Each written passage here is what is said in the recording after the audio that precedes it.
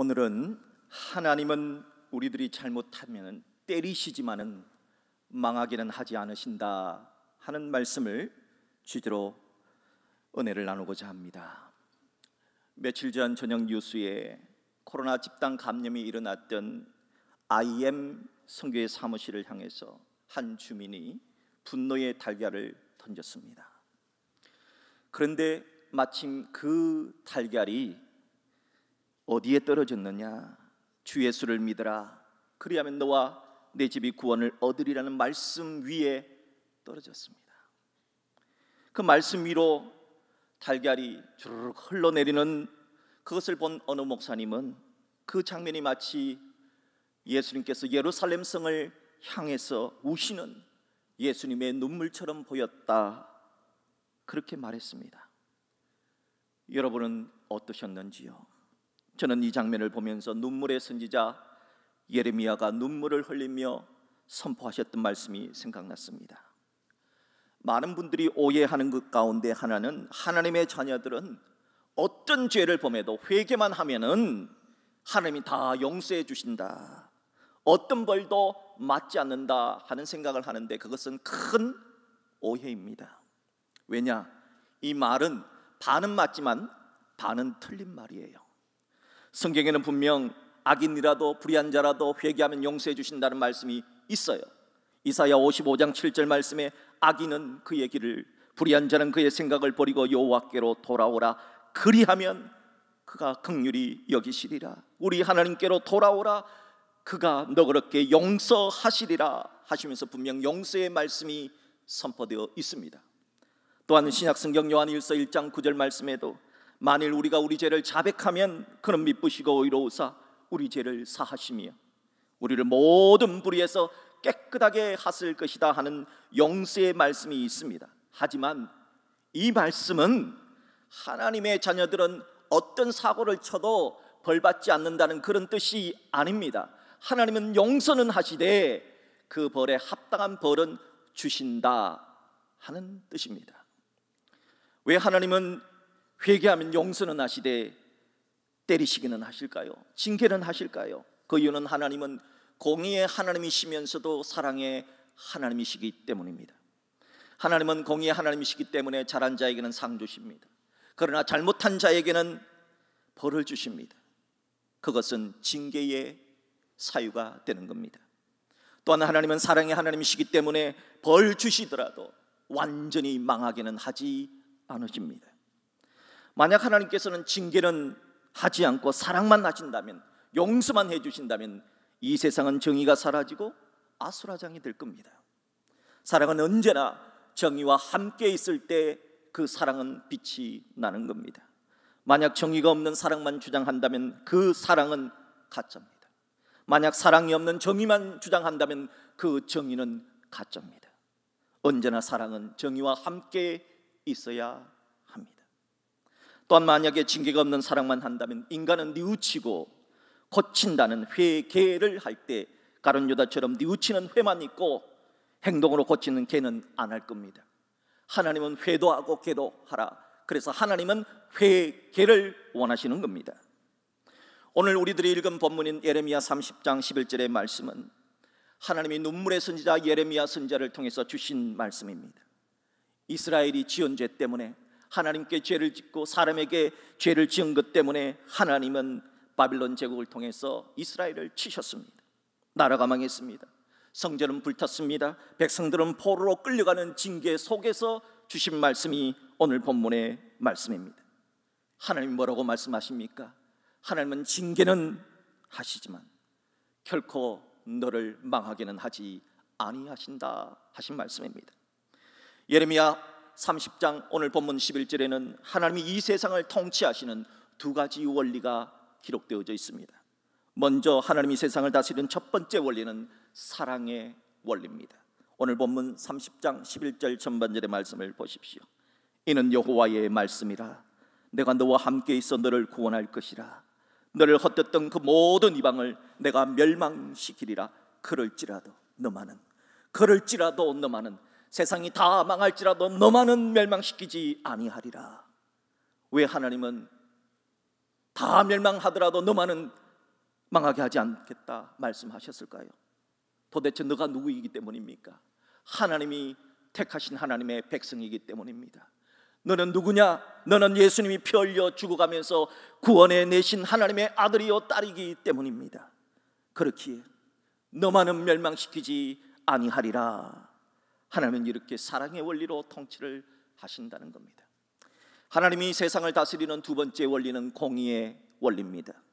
오늘 본문 30장 11절 후반절을 보십시오. 그러나 내가 법에 따라 너를 징계할 것이요 결코 무지한 자로만 여기지 아니하리라. 하나님은 내가 아무리 하나님의 아들이고 딸이라 할지라도 잘못하면은 때릴 수밖에 없다. 징계는 하신다. 왜죠? 하나님은 공의로 이 세상을 다스리시는 하나님이시기 때문입니다. 그 첫 번째 정구로 우리는 아담과 하와를 예로 들 수가 있습니다. 아담과 하와는 모든 것이 풍성했던 것, 부족함이 전혀 없었던 에덴 동산에서 뱀의 유혹에 넘어가서 죄를 지었습니다. 탐욕의 죄, 불순종의 죄를 지었습니다. 하나님처럼 되려고 욕심을 부렸습니다. 그래야 하나님이 먹지 말라, 내가 먹는 날에는 반드시 죽으리라 명하신 하나님의 말씀을 어겼습니다. 그러나 하나님은 아담과 하와가 선악과를 따먹었던 그날 죽이지 않았습니다. 용서해 주셨습니다. 하지만 하나님은 아담 하와를 에덴 동산에서 쫓아내셨습니다. 그리고 아담에게는 땀을 흘려야 먹고 살 수 있는 노동의 징계를 주셨고, 하와에게는 잉태하고 해산하는 고통이라는 징계를 주셨습니다. 하나님은 징계는 하시지만 망하게는 하지 않으시는 하나님이시기 때문입니다. 그 두 번째 정구로 다윗 왕을 예로 들 수가 있습니다. 다윗 왕은 나라가 안정권에 들자 그의 중년에 초심을 잃어버렸습니다. 왕이 전쟁터에 있어야 하던 날, 다윗은 부하들만 전쟁터에 남겨두고 자신은 왕궁에서 전심을 먹고 낮잠을 잤습니다. 그리고 낮잠을 자서 저녁 때 일어나서는 왕궁 지붕을 거닐다가 목욕하는 여인 바스바를 보고 음욕을 품고 그 여인을 왕궁에 불러들여 통침을 했습니다. 그리고 자신의 죄를 감추기 위해서 그 여인의 남편인 우리아 장군을 최전방 전쟁터에서 죽게 했습니다. 이것은 권력이 있었기에, 힘이 있었기에, 왕이기에 할 수 있었던 계획적인 범죄였습니다. 그때 하나님은 나단 선지자를 다윗 왕에게 보냈습니다. 그리고 이런 이야기를 합니다. 왕이시여, 우리나라에 양과 소를 많이 가진 부자가 있습니다. 그런데 그 부잣집에 손님이 한 명 찾아왔는데 자기 양이 아까워서 한 마리밖에 없는 암양 한 마리밖에 갖고 있지 않는 그 불쌍한 가난한 그 사람에게서 암양을 빼앗아 그걸 죽여가지고 자기 손님을 대접했다. 이런 사람이 우리나라에 있는데 어찌 처리하면 좋겠습니까? 라고 말했습니다. 그러자 그 말을 들었던 왕은 화를 냅니다. 분노합니다. 세상에 그런 놈은 당장 죽여버려야 한다. 그때 나단 선지자가 왕이 바로 그 사람이라 그렇게 말하자 다윗은 그 자리에서 꼬꾸라져서 눈물로 베개와 요를 적시는 회개를 했습니다. 하나님은 회개한 다윗을 용서해 주셨습니다. 하지만 다윗의 지은 죄에 대해서 어마어마한 징계를 내렸습니다. 다윗이 얼마나 많은 징계를 받았습니까? 먼저 그의 가정에 문제가 생겼습니다. 다윗의 아들 암논 왕자가 배다른 여동생인 다말 공주를 겁탈하는 있어서는 안 되는 일이 일어난 겁니다. 그러자 다말 공주의 친오빠인 압살롬 왕자가 분노하여 암논 왕자를 죽여버리는 왕자의 난이 일어났습니다. 하나님은 그럼에도 다윗의 가정을 그대로 내버려 두시는 징계를 행하셨습니다. 또한 압살롬 왕자가 쿠데타를 일으켜서 아버지 다윗 왕의 첩들을 범했습니다. 다윗 왕은 울면서 신발도 신지 못한 채 도망가는 일이 일어났어도 하나님은 그대로 내버려 두시는 징계를 행하신 것입니다. 다윗은 정말 혹독한 징계를 받았습니다. 하지만 하나님은 그런 고통 가운데서 하나님은 다윗을 하나님 마음에 합한 사람으로 만들어 가셨던 겁니다. 하나님은 징계는 하시지만 망하게는 하지 않으시는 하나님이시기 때문입니다. 그 세 번째 증거로 요나 선지자를 예로 들 수가 있습니다. 요나 선지자는 하나님이 니느웨로 가서 복음을 전하라 하셨습니다. 그런데 그 말씀을 거부하고 다른 곳으로 도망갔습니다. 그리고는 배를 탔습니다. 하나님은 그런 요나를 징계할 수밖에 없었습니다. 하나님은 요나가 단 배가 항해를 하던 그 바다에 풍랑을 보냈습니다. 요나가 탄 배가 부서질 지경이 되었습니다. 요나는 지금 이 풍랑이 일어난 이유가 바로 요나 때문임을 알았습니다. 그리고 자기 때문에 이런 풍랑이 일어났다는 것을 고백하면서 나를 바다에 던져라, 그렇게 말했습니다. 요나를 바다에 던져라, 자신이 희생하겠다라고 하는 말을 하자 하나님은 그 요나가 바다에 빠져도 죽지 않게 은혜를 베풀어 주셨습니다. 큰 물고기를 보내사 요나를 삼키게 하셨습니다. 요나는 큰 물고기 뱃속에서 3일 3야를 회개했습니다. 하나님은 그런 회개한 요나를 하나님이 본래 보내시고자 했던 니느웨 해변가에 토하도록 하셨습니다. 하나님은 왜 이토록 수고를 하신 것일까요? 하나님은 징계는 하시지만 망하게는 하지 않으시는 하나님이시기 때문입니다. 그 네 번째 증거로 사도 바울을 예로 들 수가 있습니다. 사도 바울은 과거에는 예수님과 교회를 무자비하게 박해했던 박해자입니다. 예수 믿는 자를 핍박해서 감옥에 가두었던 악랄한 핍박자였습니다. 하나님은 그런 바울을 징계할 수밖에 없었습니다. 어느 날 다메섹 동산에서 예수 믿는 자들을 잡으러 왔던 바울의 눈을 태양보다 더 밝은 빛으로 보게 했습니다. 그때 바울의 눈이 멀어버렸습니다.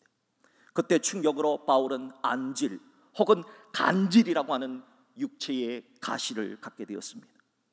하나님은 죄지은 바울이 회심한 후에 사도가 되게 하셨지만, 병든 자들 수많이 고치는 기적을 베풀어 주셨지만, 하지만 바울이 그 육체의 가시를 빼달라고 3번이나 기도했지만 하나님은 사도 바울의 육체의 가시를 빼주지 않았습니다.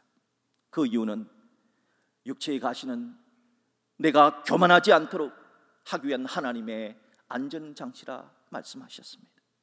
하나님은 이렇게 징계는 하지만 망하게는 하지 않으시는 위대한 사도 바울이 되게 하셨던 하나님이십니다. 요즘 우리 교회에서 새벽에 선지자들의 말씀을 묵상하고 있습니다. 이스라엘은 주전 586년경 바벨론 제국에 의해서 멸망을 당했습니다. 대다수의 백성들은 바벨론의 포로로 끌려갔습니다. 예루살렘 성전은 불타버렸습니다. 이스라엘에 남아있는 사람들은 모두 다 가난하고 힘없고 빽없는 사람들이었습니다. 그들에게 희망은 없었습니다. 너무 가난했기 때문입니다. 너무 약했기 때문입니다. 바벨론의 포로로 끌려간 사람들도 자신의 힘으로 나라를 회복할 도리가 없었습니다. 그들은 생각했습니다. 하나님이 우리를 버리셨다.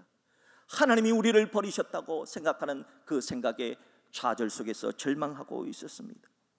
그렇게 희망이라고는 볼 수 없었던 그 절망의 상황 속에서 하나님은 선지자들을 보냈습니다.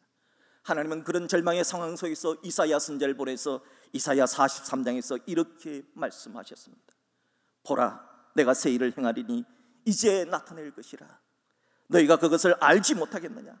반드시 내가 광야의 길을 사막에 강을 내리니 장차 들짐승 곧 승냥이와 타조도 나를 존경할 것은 내가 광야의 물을 사막의 강들을 내어 내 백성 내가 택한 자에게 마시게 할 것입니다. 선지자는 어떻게 광야 절망의 상징이잖아요. 사막 절망의 상징이잖아요. 그런 곳에서 길을 내고 어떻게 그런 사막에서 강을 내어 그 물을 하나님의 백성들이 마실 수 있도록 하실 거라라고 하는 희망의 메시지를 선포할 수 있었을까요? 하나님은 징계는 하시지만 망하게는 하지 않으시는 하나님이시기 때문입니다. 그런 절망의 상황 속에서 하나님은 눈물의 선지자 예레미야를 보내서 이렇게 말씀하셨습니다. 예레미야 30장 19절의 말씀입니다.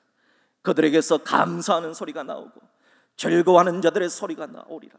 내가 그들을 번성하게 하리니 그들의 수가 줄어들지 아니하겠고 내가 그들을 존귀하게 하리니 그들은 빛이나 여지지 아니하리라.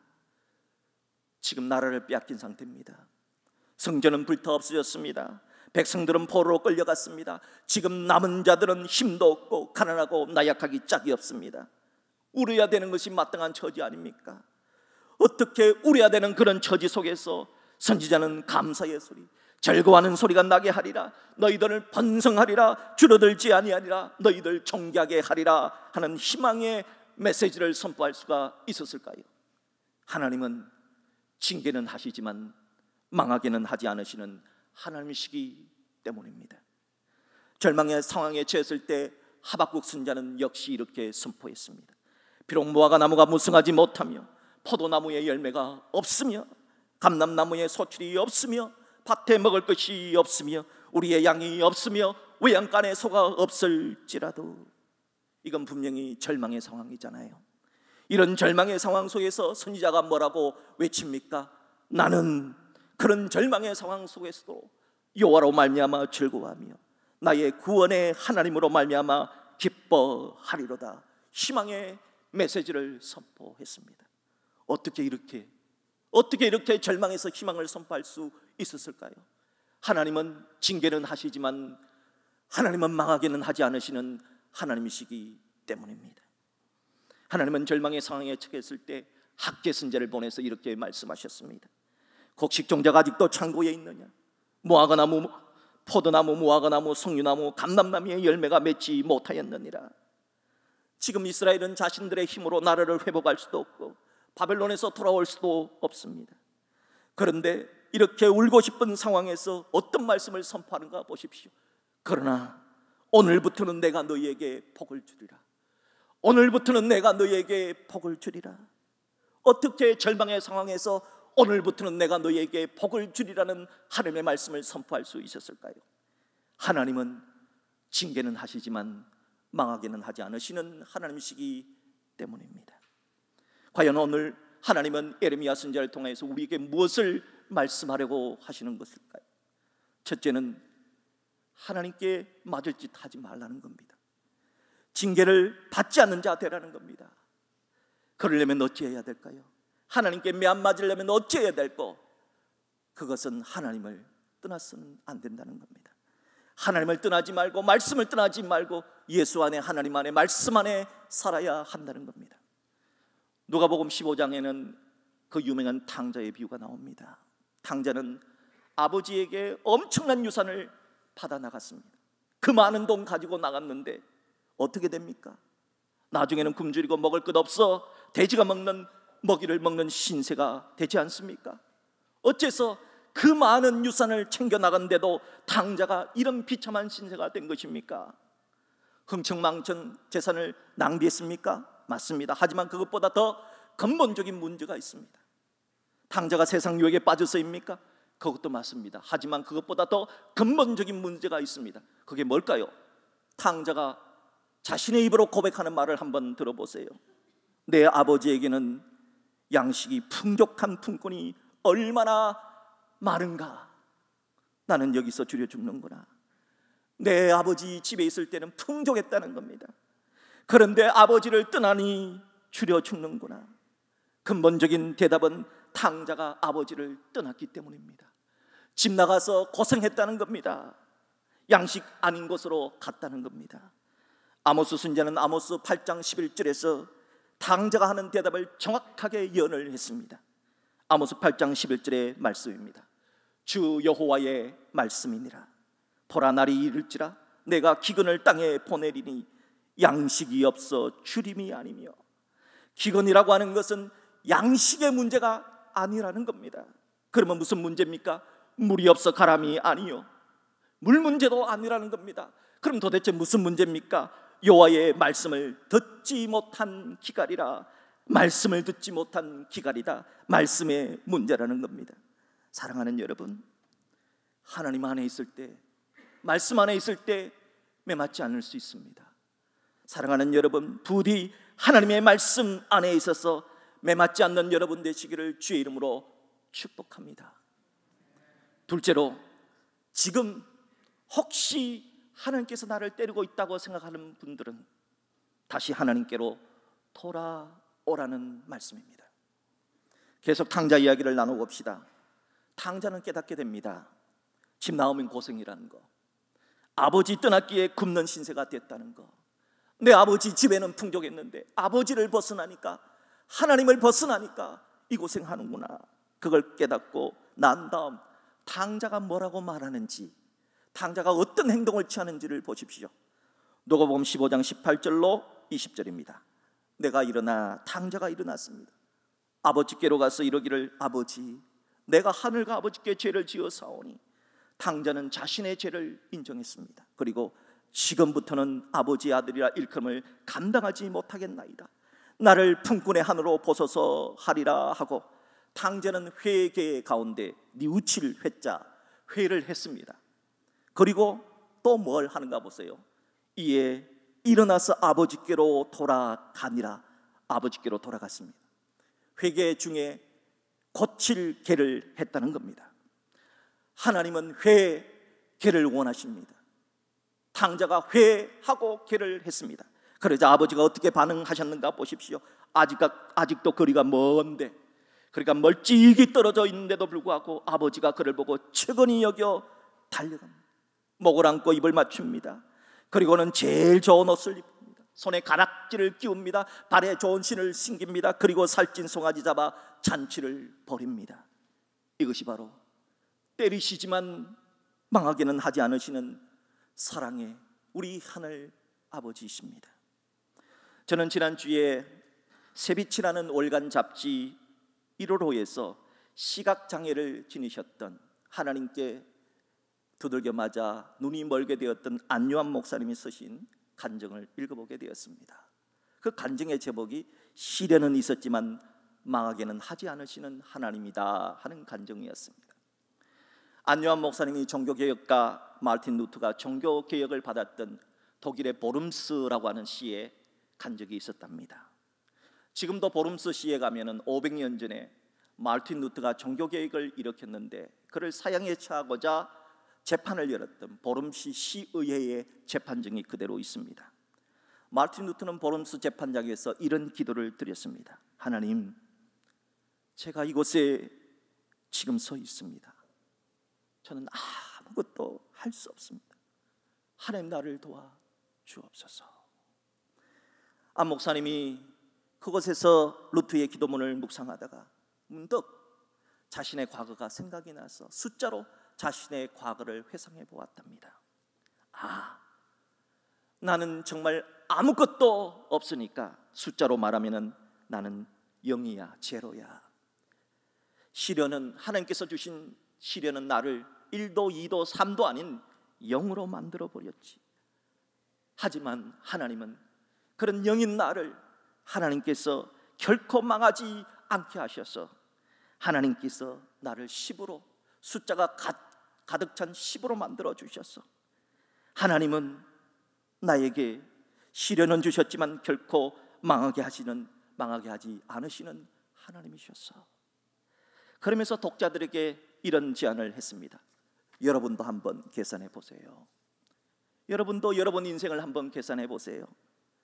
여러분도 아무것도 없는 0입니까? 그러면은 하나님은 시련을 주셔서 0을 만들 수 있어요. 충분히 하실 수 있어요. 그러나 그 0을 하나님께서는 연단하셔서 10으로도 만들 수 있다는 그 믿음을 가지세요. 그러니까 우리가 기도하는 거예요 라고 하는 글이었습니다. 사랑하는 여러분, 하나님은 징계는 하시지만 망하게는 하지 않으시는 하나님이십니다. 그러므로 오늘 빌립보 2장 12절에 주신 말씀처럼, 신약성경 빌립보서 2장 12절의 말씀처럼 우리가 천국 가는 그 순간까지 두렵고 떨림으로 하나님 말씀에 복종하고 우리의 구원을 이루어내는 그런 삶을 살아야 하는 겁니다. 오늘도 천국을 향해 살아가는 성도 여러분, 비록 코로나19라고 하는 절망 속에 있지만 두렵고 떨림으로 하나님 안에, 말씀 안에, 예수 안에 살아가는 우리 모두가 되기를 주의 이름으로 축복합니다. 기억하십시오. 하나님은 때리실지라도 결단코 너만은 망하게는 하지 아니하시는 하나님심을 기억하시기를 주의 이름으로 축복합니다.